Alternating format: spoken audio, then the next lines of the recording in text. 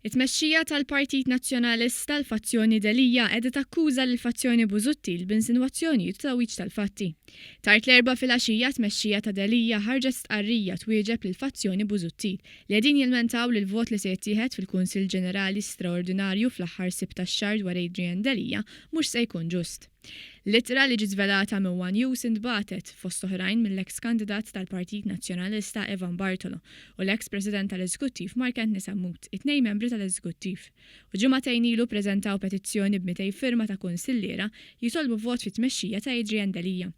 Fl-ittra allegaw li l-mistoqsija li se jintalbu jivvutaw dwar għall-kunsillieri inbidlet kompletament minn dik li saret fit-talba oriġinali li sejħed biex Delija bħala kap jassumi r-responsabilità politika tar-riżultati tal-elezzjoni ta' Mejju li għadda u jirreżenja. Iżda t-mexxija tal-Partit Nazzjonalista qalu li dawn huma kollha insinwazzjonijiet u tawwiġ ta' fatti mill-fazzjoni Busuttil. Fl-istqarrija qalu li r-regoli tal-elezzjoni tal-Kunsill Ġenerali msejjaħ għas-27 ta' Lulju li ġej huma stabbiliti mill-istatut u minn dak li ġie deċiż fil-Kumitat Eżekuttiv. It-tmexxija tal-Partit Nazzjonalista qalet li fil-laqgħa tal-Eżekuttiv kien il-Kap Nazzjonalista Adrian Delija li talab sabiex jitlaqqa l-Kunsill Ġenerali.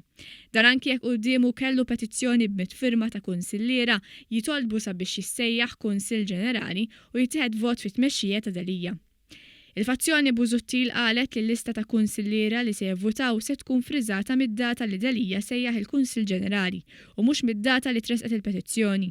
F'botta ċara li Jean-Pierre De Bono allegaw li f'dan il-perjodu n-nies ta' Delija għamlu manuvri interni b'istruzzjonijiet lill-kumitati biex jinbidlu n-nies li ser ikollhom dritt tal-vot. Bit-tmexxija tal-Partit Nazzjonalista tgħid li l-lista tal-kunsillieri ġiet iffriżata skont l-istatut fl-4 ta' Lulju, id-data meta fatwalment issejjaħ il-Kunsill Ġenerali. Minn dakinhar ma ġew aċċettati l-ebda bidliet mill-kumitati li ma seħħewx qabel dik id-data.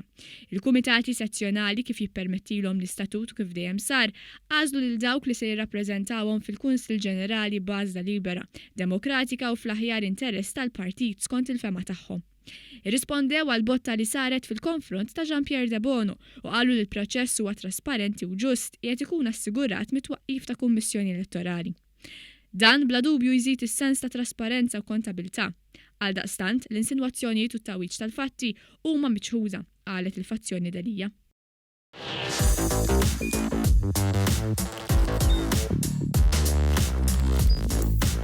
Idħol fuq one.com.mt u hemmhekk tista' tara l-programmi kollha li jxandru fuq One permezz ta' One Play.